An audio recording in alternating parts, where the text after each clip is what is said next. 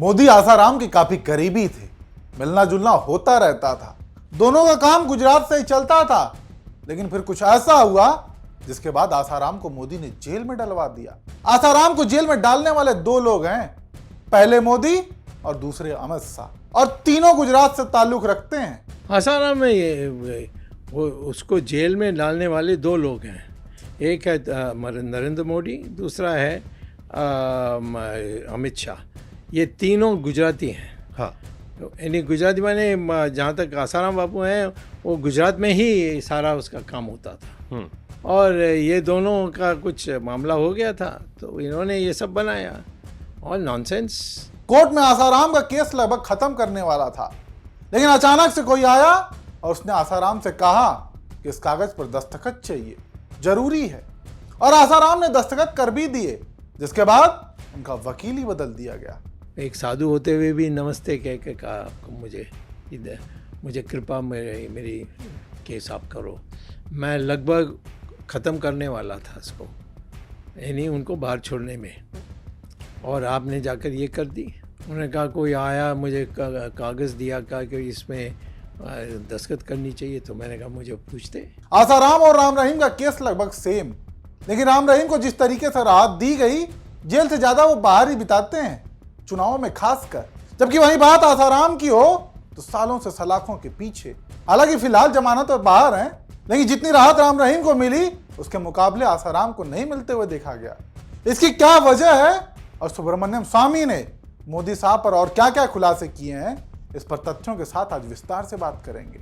आसाराम बापू, जिनका असली नाम अस्तुमल सिरुमलानी है, एक स्वयंभू संत जिनके देश विदेशों में लाखों अनुयायी, लेकिन 2013 में जोधपुर के एक आश्रम में 16 साल की एक नाबालिग लड़की ने उन पर यौन शोषण का आरोप लगाया। इसके बाद आसाराम को गिरफ्तार कर लिया गया और तब से वो जोधपुर जेल में रहे। 2018 में जोधपुर की एक विशेष अदालत ने उन्हें इस मामले में दोषी ठहराया और उम्र कैद की सजा सुनाई। लेकिन इस केस में सुब्रमण्यम स्वामी का दावा चौंकाने वाला है। उन्होंने दावा किया कि आसाराम को मोदी और शाह ने जेल में डलवाया है। मोदी, शाह और आसाराम तीनों का काम गुजरात से ही चलता था, लेकिन बात बिगड़ी और इतनी बिगड़ी कि आसाराम को मोदी शाह ने जेल में डलवा दिया। आसाराम में वो उसको जेल में डालने वाले दो लोग हैं, एक है नरेंद्र मोदी, दूसरा है अमित शाह। ये तीनों गुजराती हैं। हाँ, तो यानी गुजराती माने जहाँ तक आसाराम बापू हैं वो गुजरात में ही सारा उसका काम होता था, और ये दोनों का कुछ मामला हो गया था तो इन्होंने ये सब बनाया और नॉनसेंस। 2015 में स्वामी ने आसाराम का केस लड़ने का फैसला किया। उन्होंने दावा किया कि आसाराम को एक झूठे मामले में फंसाया गया है, और यह सब एक इशारे पर हुआ क्योंकि आसाराम ने गुजरात में धर्मांतरण के खिलाफ अभियान चलाया था। स्वामी ने जोधपुर कोर्ट में आसाराम की जमानत के लिए आवेदन भी दाखिल किया, लेकिन यहाँ कहानी में ट्विस्ट आता है। स्वामी के मुताबिक आसाराम का केस लगभग खत्म होने के कगार पर था, लेकिन अचानक किसी ने आसाराम से एक दस्तावेज पर दस्तखत करवाए, जिसके बाद उनका वकील बदल दिया गया।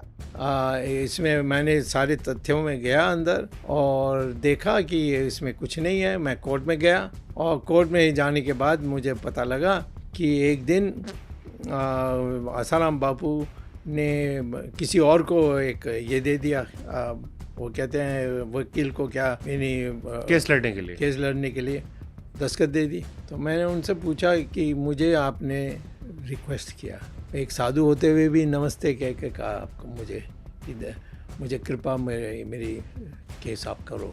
मैं लगभग ख़त्म करने वाला था इसको, यानी उनको बाहर छोड़ने में, और आपने जाकर ये कर दी। उन्होंने कहा कोई आया मुझे कागज़ दिया, कहा कि इसमें दस्तखत करनी चाहिए, तो मैंने कहा मुझे पूछते कि ऐसा आया कोई और दस्तखत चाहता, तो उस दिन मैंने छोड़ दिया उनको और वो फिर उसमें पिटे। स्वामी ने कई बार कोर्ट में पेश होने का वादा किया, लेकिन वो 4 बार कोर्ट में हाजिर ही नहीं हुए।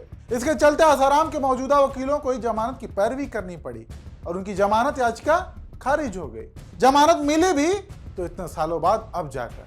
खैर, यहाँ पर एक सवाल ये भी लगातार उठता रहा है कि आसाराम और राम रहीम दोनों का केस लगभग सेम था।